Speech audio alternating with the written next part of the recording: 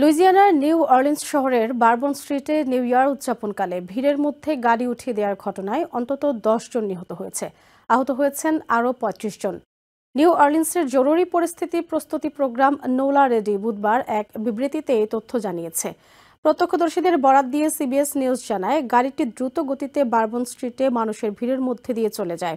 পরে গাড়ির চালক বের হয়ে অস্ত্র উঁচিয়ে গুলি ছুড়তে শুরু করে। সঙ্গে সঙ্গে পুলিশও পাল্টা গুলি চালায়। এ ঘটনায় আহতদেরকে শহরের 5টি হাসপাতালে নেওয়া হয়েছে। শহরের অফিসিয়াল ওয়েবসাইটে বলা হয়, একটি ওপেন এয়ার কনসার্ট এবং নববর্ষের কাউন্টডাউনে অংশ নিতে এলাকাটিতে মানুষ ভিড় করেছিল। এদিকে এই ঘটনায় গাড়ি চালক নিহত হয়েছে বলে জানিয়েছে আইনশৃঙ্খলা বাহিনীর 2 কর্মকর্তা।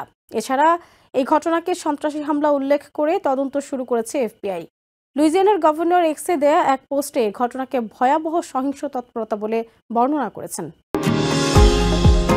নিউ ইয়র্ক থেকে সম্প্রচারিত টিভিএন 24 টেলিভিশন বিশ্বজুড়ে বাঙালির কণ্ঠস্বর।